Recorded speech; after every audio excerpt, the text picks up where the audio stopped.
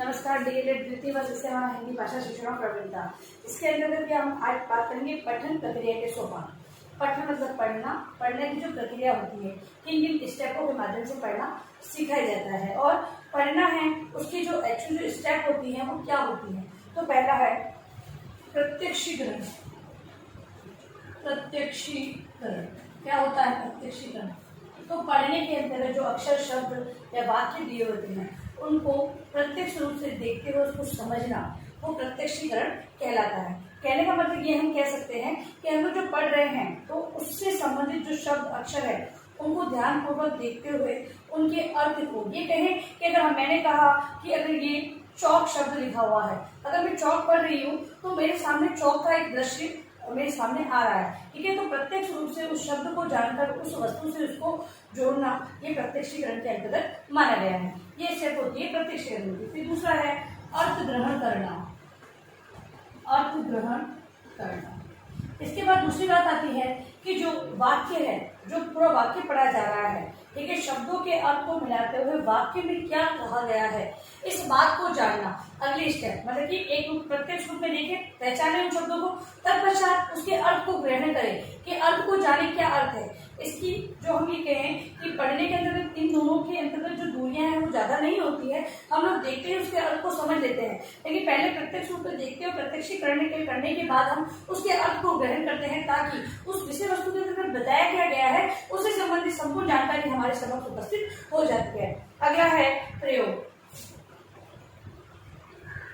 प्रयोग की बात करें तो अब जो हम लोग पठन का कार्य कर रहे हैं, अब यहाँ पर हम किस अर्थ को, जैसे मान लो कई बार लोकोक्ति मुहावरे दे रखे हैं, कहीं भी सीधे सीधा अर्थ नहीं बता रखा है, उसका अलग अर्थ बता रखा है, तो हम किस प्रकार किस अर्थ का प्रयोग करें, क्योंकि एक शब्द के अनेक अर्थ होते हैं, हमें कौन सा अर्थ यहाँ पर लगाना है इस बात की जानकारी, इसका प्रयोग करना एक पठन प्रक्रिया का सोपान माना गया है कि प्रयोग करना आना चाहिए, तभी हम उसके अर्थ को सही प्रकार से ग्रहण कर सकते हैं। इस हेतु प्रयोग के को जानना बहुत ही आवश्यक है। तत्पश्चात तत्परता।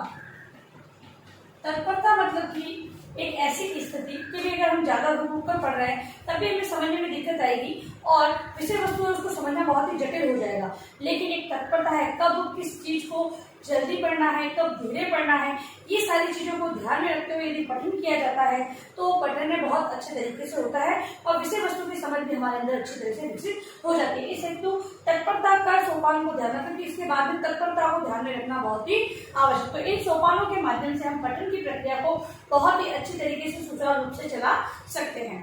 अब पठन की विधियों के बारे में हम लोग चर्चा करेंगे। पठन की विधियां,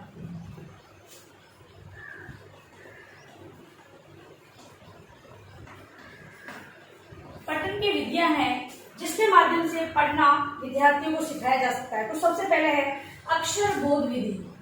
अक्षर बोध विधि क्या होता है? अक्षर बोध विधि तो पढ़ने के अंतर्गत सर्वप्रथम अक्षरों का बोध, अक्षरों की जानकारी प्राप्त करवाते हुए पढ़ाना, ये अक्षर बोध विधि के अंतर्गत आता है। छोटी कक्षाओं में बालकों को विभिन्न प्रकार के जो अक्षर हैं, अध्यापक है कभी कभी जो समान अक्षर होते हैं उनको पहले जानना बताता है, या फिर ये कह सकते हैं कि चार्ट के माध्यम से विभिन्न प्रकार के जो अक्षरों को वो बना लेता है, विद्यार्थियों से उनकी पहचान करवाता है। तो अक्षर बोध विधि के अंतर्गत अध्यापक है बालकों को अक्षरों की जानकारी विभिन्न तरीकों से प्राप्त करवाता है। दूसरा है शब्द बोध विधि।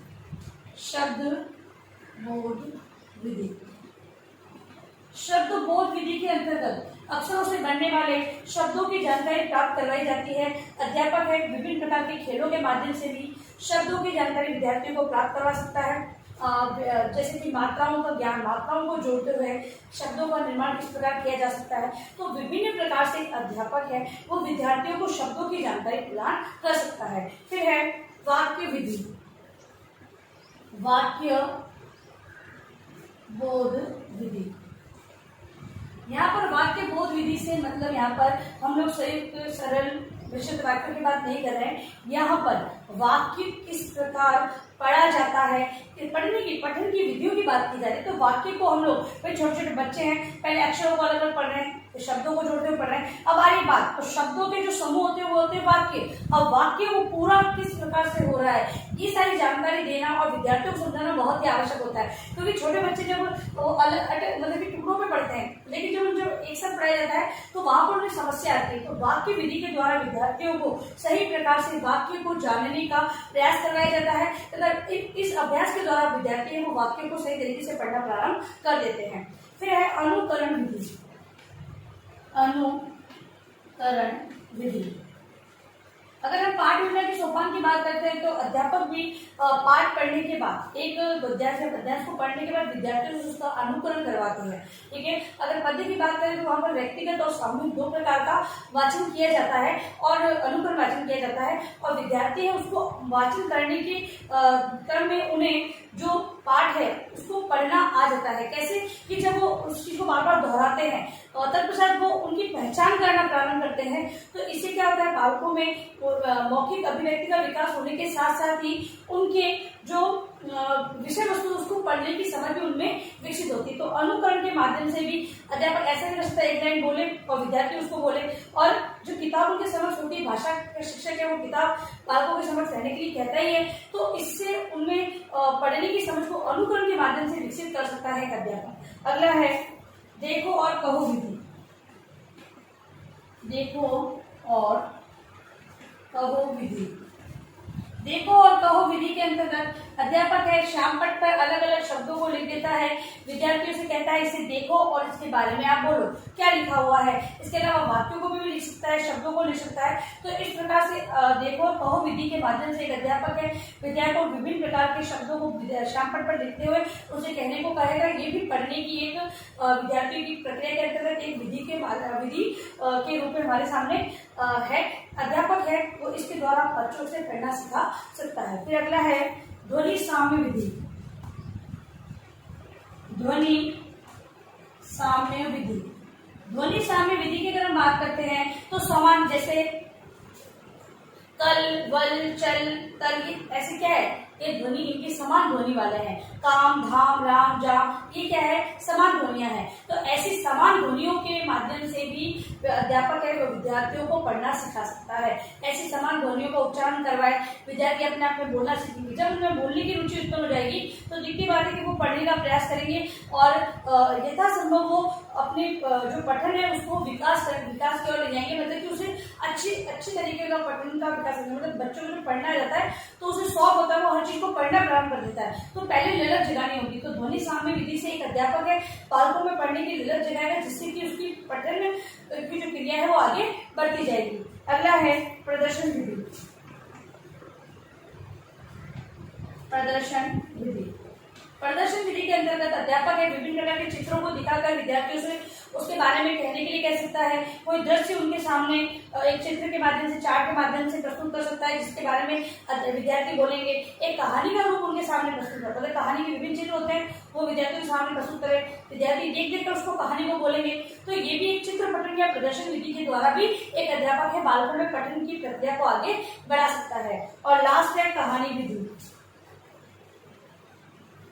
कहानी विधि, कक्षा के अंतर्गत बालकों से छोटी छोटी कहानियों का प्रस्तुतिकरण एक अध्यापक करवाए।